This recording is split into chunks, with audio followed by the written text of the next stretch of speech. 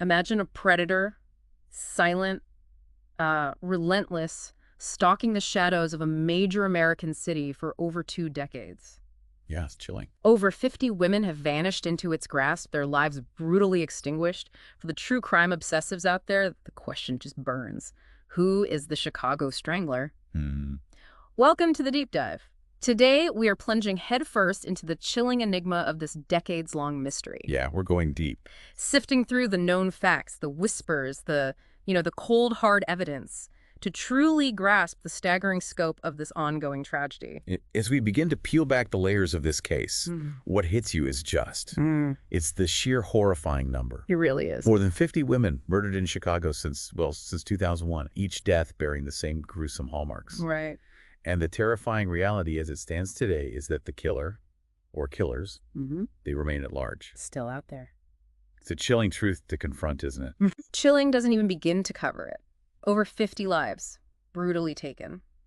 For those of you who live and breathe these stories, you understand the gravity of that number. Absolutely.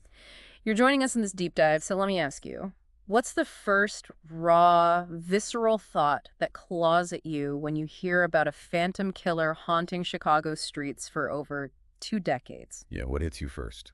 What are the immediate questions that spring to your mind? For me, it's the how. How does a series of crimes this magnitude just persist for so long, seemingly in plain sight? Right under everyone's noses? What were the societal, the investigative, or even like the environmental factors that allowed this to unfold and just keep going for such an agonizingly long time? It feels like a failure somewhere. It speaks to a profound failure somewhere, doesn't it? Okay, let's try to paint a picture here. Picture the vibrant pulse of Chicago at night. Yeah. The glittering skyline on Lake Michigan, the sounds of life. Usual city buzz. But then narrow your focus. Yeah. Shift to communities like Englewood, Austin, Garfield Park. Right, specific areas. Within these neighborhoods, amidst the everyday rhythms of life, an insidious darkness has taken root. A silent predator whose shadow has stretched across years. The very streets become part of this terrifying narrative. And it's within that specific geographic concentration that the vast majority of these victims were found. Not random. That's not random, no. That localized pattern is a deeply unsettling piece of this complex puzzle. It suggests either a killer intimately familiar with these areas, Someone who lives there or works there. or a deliberate targeting of these specific communities. What does that tell us about the potential motives or, the killer's profile? It forces us to confront the devastating human cost. These weren't nameless statistics in some cold case file. No, they were real people. They were someone's daughters, mothers, sisters. Our sources emphasize a heartbreaking commonality. Many of the victims came from marginalized communities facing vulnerabilities. Yeah, that's often the case, sadly. Vulnerabilities like being involved in sex work or struggling with addiction. It's a stark reminder of who is often most at risk in our society. That element of vulnerability is tragically consistent in these types of serial crimes. It can create a situation where individuals are not only more susceptible to being targeted. Easier prey in a grim way. Exactly. Yeah. But also, and this is a painful truth, where their disappearances or deaths might not initially get the same level of intense public outcry or, frankly, sustained investigative resources. It's a systemic issue. It's a systemic issue that we just can't ignore when looking at this. The sources, they offer us these fleeting glimpses into the lives behind the numbers. Diamond Bynum, just 21 years old, So young. vanished from Englewood in 2015, along with her 2-year-old nephew, King Walker. Now, while she's not definitively linked to the Strangler, Right, that's an important distinction. her case just casts this chilling light on the pervasive sense of danger within the community. It highlights the vulnerability, absolutely. Then you have Teresa Bunn, a young woman, 21 and pregnant, found strangled and discarded in a dumpster in 2007. God, that's horrific. In a dumpster. Can you imagine the terror? The lost potential? Those fragments of their lives are they're crucial. They rip away the anonymity of the statistics, force us to acknowledge the profound individual tragedies. The fact that Teresa Bunn was carrying a child, it just amplifies the horror exponentially. These weren't just lives cut short. They were futures stolen, families shattered. Absolutely. And we can't forget the names that stretch back through the years. Angela Ford, found in 2001. Right at the beginning of this timeline. Stacey Edwards in 2002. This isn't a recent horror. This has been a terrifying undercurrent in Chicago for over 2 decades. Over 20 years. Think about that. For over 20 years, this predator or predators has moved among them. For those of you who follow these cases closely, what does that kind of longevity suggest to you about the killer's ability to evade detection? Well, that extended duration points to a level of sophistication, maybe, or perhaps a calculated exploitation of circumstances that's deeply disturbing. Clever or just lucky? Or something else? It suggests an individual or individuals with a keen understanding of how to operate in the shadows, how to leave minimal traces, and maybe even to anticipate or circumvent law enforcement strategies. Yeah. It makes you wonder about their background, their knowledge, their sort of potential interactions within the community itself. The pattern of these crimes, meticulously detailed in our sources, is hauntingly similar. The victims, predominantly African American women, That's a key demographic factor. ranging in age from 18 to 58. The method, strangulation, sometimes accompanied by signs of sexual assault. A very specific, brutal method. And the locations, the forgotten corners of the city, abandoned buildings, desolate alleys, vacant lots. It paints a grim and terrifying picture of calculated brutality. The consistency in the victimology and the manner of death are the very elements that scream serial killer to investigators, even early on. Right, it couldn't be coincidence. No, this wasn't a series of isolated incidents. The disturbing similarities pointed to a single or potentially a coordinated source of violence. That pattern recognition was the crucial first step in understanding the enormity of the threat facing the city. A pivotal piece of this puzzle is the 2019 Murder Analysis Report. This document officially linked 51 cases, 51, that's huge. identifying what were termed striking similarities. DNA connections across multiple crime scenes, the presence of ligature marks in some instances. Okay, so not always bare hands. And the chillingly similar ways in which the bodies were disposed of. For anyone following this, those DNA links are significant, aren't they? Oh, absolutely. That report was a watershed moment. It moved the narrative from speculation, is this connected to confirmation? Solid proof. Solidifying the long-held fears of a serial offender operating within Chicago's boundaries. The DNA evidence, in particular, provides a tangible link between these disparate cases. It suggests a common perpetrator and eliminates the possibility of just mere coincidence. We see this grim pattern illustrated in specific, heartbreaking examples. Nicole Townsend, discovered in 2007, Another one. and Renee Holyfield, found just a year later in 2008, both were found discarded in dumpsters. Dumpsters again. That detail, the dehumanizing act of disposal, it speaks volumes about the killer's mindset, doesn't it? Oh, absolutely. The act of discarding the bodies in such a manner reveals a chilling disregard for the victims as human beings. It suggests an attempt to not only conceal the crime, but also to, perhaps, strip the victims of their dignity, even in death. It's pure contempt. It's a deeply disturbing element that often characterizes the behavior of serial offenders. The sources highlight a disturbing variation, though some victims were strangled with bare hands, others with ligatures. Right. That difference is interesting. It begs the question, is this the work of one individual adapting their technique over time, maybe evolving to evade detection? Yeah. Or could this subtle shift suggest the involvement of multiple individuals? Yeah, maybe with a shared but not identical method. What do you make of that variation? That's the million-dollar question, isn't it?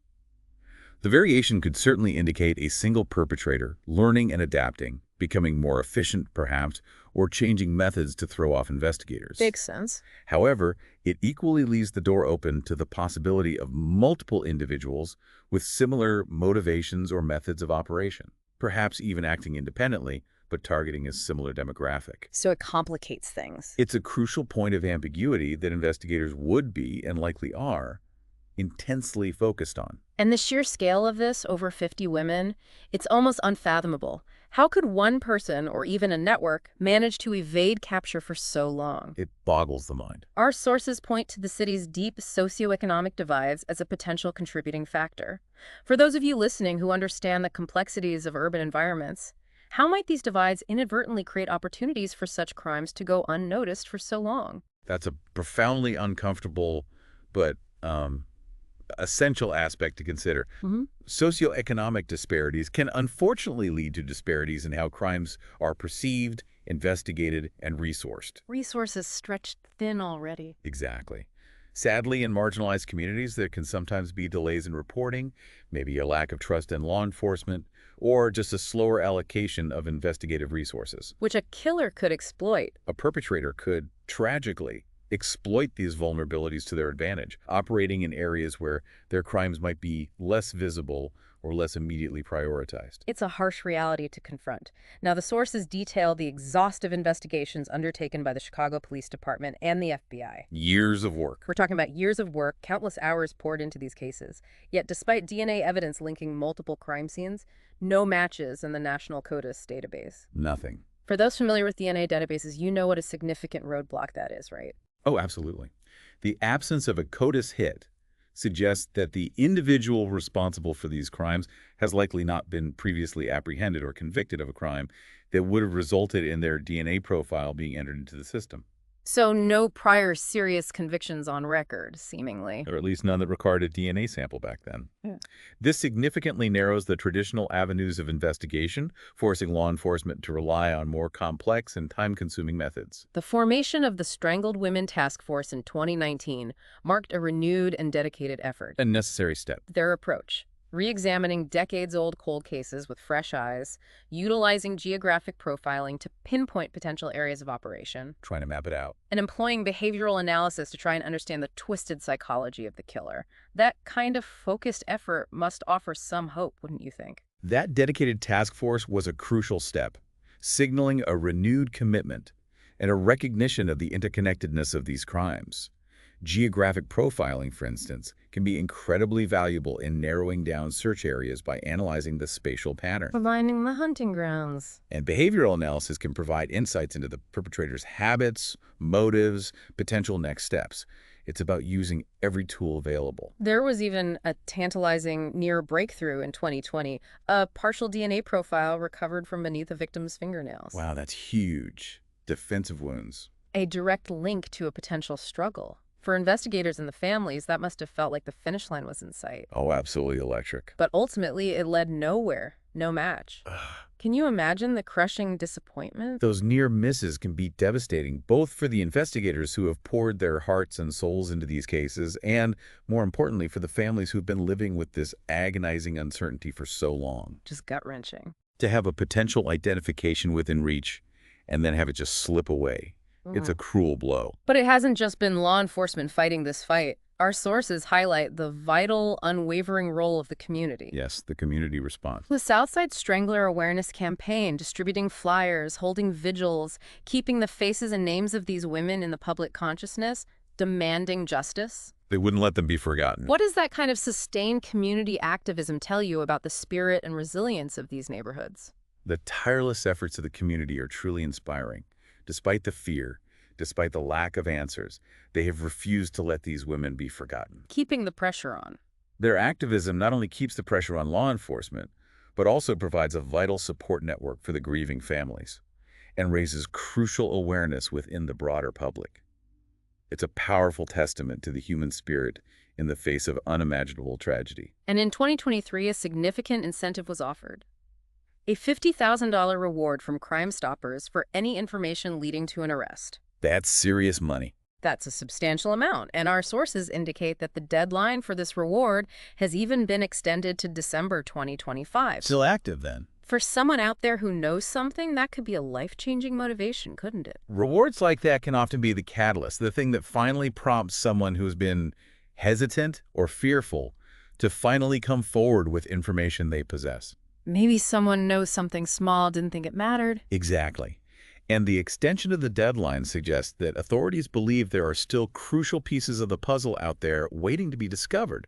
They haven't given up hope on that front. Perhaps one of the most promising developments highlighted in our sources is the current application, as of 2025, of advanced forensic genealogy to the unidentified DNA. The game changer. This is the same cutting-edge technique that has cracked seemingly unsolvable cold cases across the nation by tracing ancestral connections. For true crime aficionados, you know the power of this technology. Golden State Killer, cases like that. Could this finally be the key to unmasking the Chicago Strangler? Forensic genealogy represents a significant leap forward in cold case investigations. By comparing the unknown DNA to publicly available genealogy databases, investigators can potentially identify distant relatives of the suspect Building a family tree backwards. and painstakingly build that family tree, ultimately leading them, hopefully, to the individual. The success rate in recent years has been remarkable. It offers a real beacon of hope in this long and frustrating case. It certainly injects a renewed sense of urgency and possibility into the investigation. Now let's delve into the chilling realm of theories surrounding the identity of this phantom killer or killers. Our sources touch on the fundamental question. Are we dealing with a single monstrous predator, or could there be multiple individuals involved, perhaps even operating in concert? What clues point us in either direction? Well, the DNA links across multiple crime scenes strongly suggest the involvement of a single individual, right? That's the most direct evidence. These most likely. However, the significant time span of these crimes, stretching over 2 decades, coupled with those subtle variations in methods we talked about. The hands versus ligature thing. Exactly. That cannot entirely rule out the possibility of more than one perpetrator. Maybe an initial killer whose methods were later emulated, or even a coordinated effort, though the evidence for that remains thin. Yeah, no real proof of a network. Not really, no. One persistent local theory that our sources mention is the idea of a truck driver or delivery worker. The mobility theory. Someone whose occupation inherently grants them mobility across the south and west sides, someone familiar with the overlooked and less trafficked areas of the city. For those who think about the logistics of crime, does that profile seem plausible in this context? It's a theory that aligns with some of the practical realities of the case. The geographic spread of the crime scenes, the potential for an individual to operate without raising undue suspicion in various neighborhoods. Blending in. Professions that involve regular movement across the city could provide both opportunity and a degree of anonymity that a killer might exploit. It's definitely plausible. Then there are the more shadowy whispers, mentioned in our sources, of a potential link to law enforcement. That one always comes up in tough cases. It's a disturbing thought, and one often fueled by frustration in long unsolved cases. What, however speculative, might be the basis for such a chilling theory?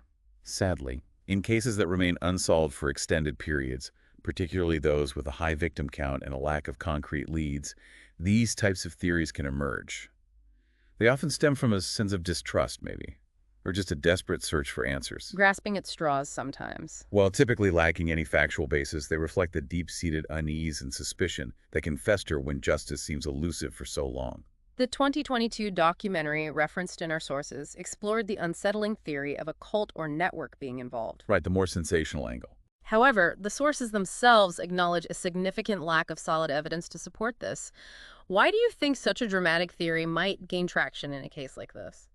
Well, the idea of a larger, more sinister force at play can sometimes feel like a way to explain the sheer scale and duration of such a horrific series of crimes. Makes it almost easier to comprehend than one person doing all this. Perhaps. It taps into our primal fears of hidden, organized evil operating within society. But look, without substantial corroborating evidence, these theories remain firmly in the realm of speculation. Right. Stick to the facts we have. Exactly. What remains truly baffling, as our sources underscore, is the absence of a clear, discernible suspect profile. Age, race, motive, all remain largely shrouded in mystery. It's a ghost profile. For those of you who try to understand the criminal mind, what kind of individual could commit such repeated acts of brutal violence and remain hidden in plain sight for so long? That lack of a clear profile is what makes this case so incredibly challenging for investigators. It suggests the perpetrator may not conform to the sort of typical patterns observed in serial homicide cases. Breaking the mold. Or perhaps that our understanding of those patterns needs to evolve. It could be someone who appears outwardly unremarkable, someone who blends seamlessly into their environment, leading a seemingly normal life while harboring this monstrous secret. The banality of evil, perhaps. Precisely. The impact of the Strangler's shadow on Chicago has been profound. Our sources paint a picture of communities living under a cloud of fear. Understandably so. Particularly in the neighborhoods where the majority of the victims were found, areas already grappling with significant socioeconomic challenges. How does this kind of sustained threat erode the very fabric of a community? The psychological toll on the residents of these neighborhoods must be immense. Living with the constant awareness that such a predator could be operating in their midst for so long, it creates a climate of fear, anxiety, and a deep erosion of trust. Trust in the police, trust in neighbors. Both, not only in law enforcement, but also amongst neighbors. It can fracture social bonds and leave a lasting scar on the collective psyche of the community. Amidst this darkness, our sources highlight the tireless advocacy of the victims' families, like Diamond Bynum's. Their strength is incredible. Their unwavering determination to keep their loved ones' cases alive, to demand answers and accountability, is truly remarkable. What does their continued fight signify in the face of such prolonged uncertainty? Their unwavering dedication is a powerful testament to the enduring love they have for their lost ones and their absolute refusal to let their memories fade into obscurity. They are the victims' voices now. They serve as a constant and potent reminder of the human cost of these crimes and the urgent, ongoing need for justice. Their strength and resilience are truly inspiring. The sources also bring to light some uncomfortable truths about systemic issues that this case has perhaps inadvertently exposed. Yeah, the bigger picture. Underfunded investigations, racial disparities in victim coverage and media attention, and the stigmatization often faced by sex workers. For those of you who understand the complexities of our justice system, can you elaborate on why these factors can be so detrimental in a case like this? These systemic issues can unfortunately create vulnerabilities and biases within the investigative process itself. Underfunding can mean fewer resources allocated to certain types of cases or certain communities. Cases fall through the cracks. Racial disparities can, consciously or unconsciously, influence the level of attention and urgency a case receives from media, from law enforcement. And the stigmatization of certain professions or lifestyles can lead to victims being marginalized, their cases not prioritized with the same intensity. It's a vicious cycle. Addressing these deep-seated inequalities is absolutely crucial for ensuring that justice is truly equitable for all victims. On a slightly more hopeful note, our sources mention the emergence of grassroots organizations like the Chicago Alliance Against Sexual Exploitation. Communities stepping up. It seems the community, in the face of this crisis, has rallied to create its own support systems and push for meaningful change.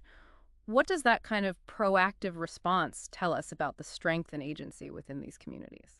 That kind of community-led response is often a powerful catalyst for change in the face of tragedy.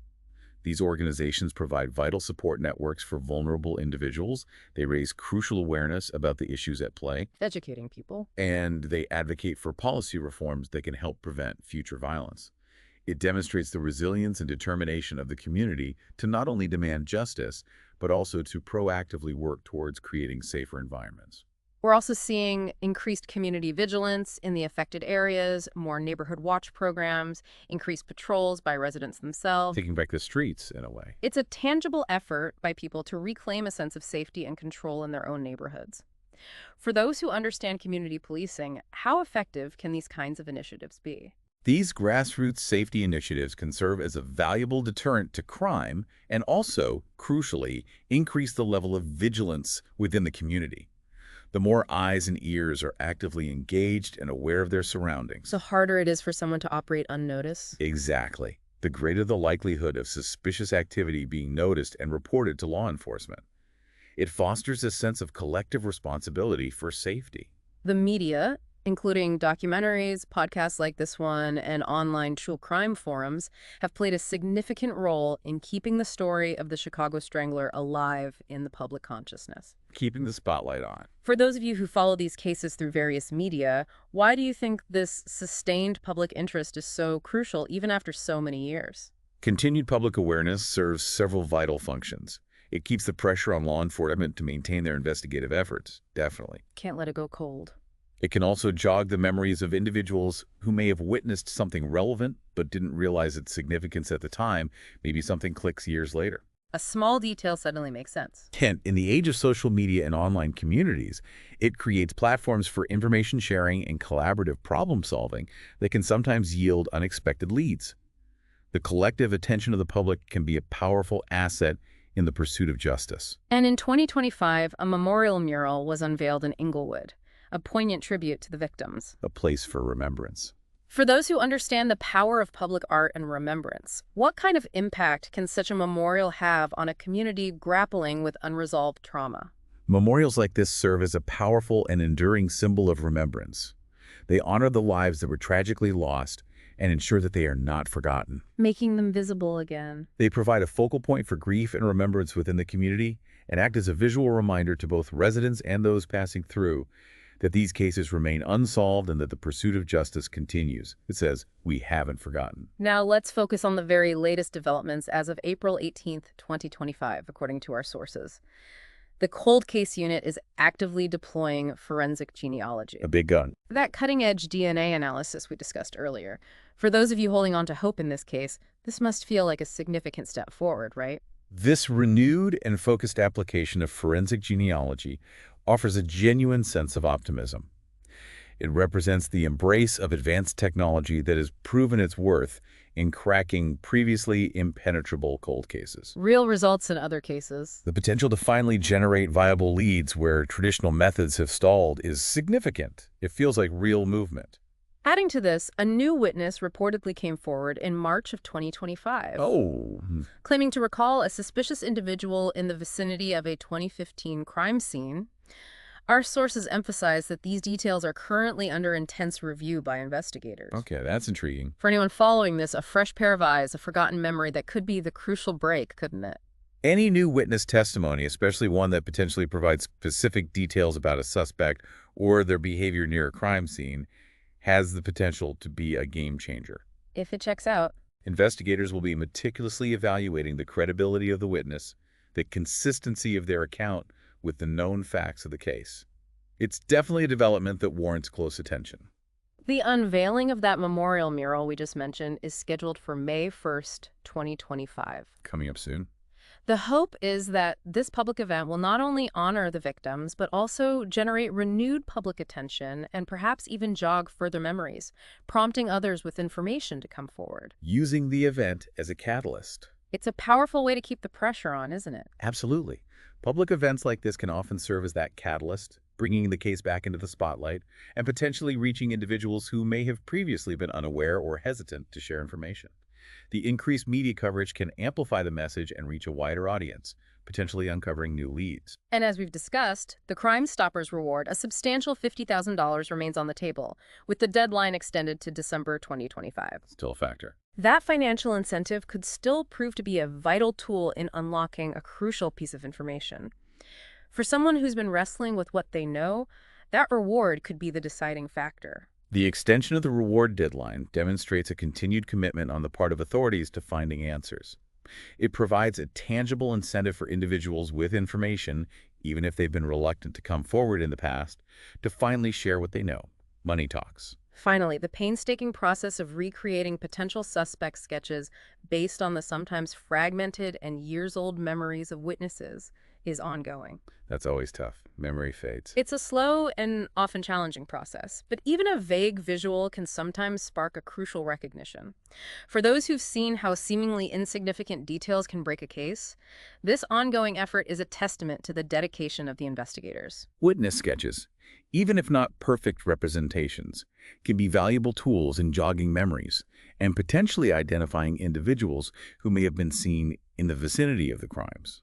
The slow progress reflects the inherent challenges of relying on recollections from years past, but even a small detail can sometimes trigger a crucial connection. You never know. So with all of these developments unfolding right now, the advanced DNA analysis, the new witness, the upcoming memorial, the ongoing reward, the persistent work on suspect sketches.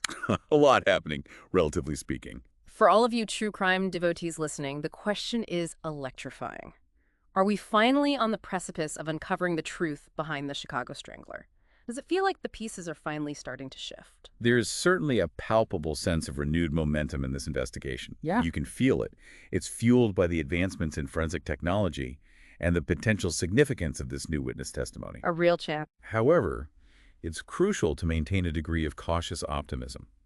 Investigations like this can often take unexpected turns, and definitive answers remain elusive until an arrest is made and, importantly, a conviction is secured. Right, it's not over till it's over. But these recent developments are undeniably encouraging. They offer a real glimmer of hope after so many years of darkness. After 2 decades of fear and unanswered questions, the Chicago Strangler remains a haunting open wound in the heart of the city. It truly does. But as we've explored in this deep dive, the investigative efforts of 2025 offer a tangible sense of hope for long-awaited justice. The unwavering dedication of law enforcement, the persistent advocacy of the victims' families, and the continued engagement of the community. These are all vital forces that keep this investigation active and push towards resolution. Everyone working towards the same goal. The collective desire for answers is a powerful motivator. So if anything discussed in this deep dive, a detail about a victim, a timeline, a location, a potential witness description, if it sparked even the faintest flicker of a memory, no matter how insignificant it might seem, Please send forward. please, we urge you to reach out to the Chicago Police Department at 312-746-6000 or Crime Stoppers at 1-800-535-S.FE. Your anonymous tip, your recollection, it could be the missing piece that finally brings closure to these grieving families and delivers justice for these lost women. Don't hesitate. Remembering the victims, speaking their names, acknowledging their stories is a fundamental aspect of our collective pursuit of justice.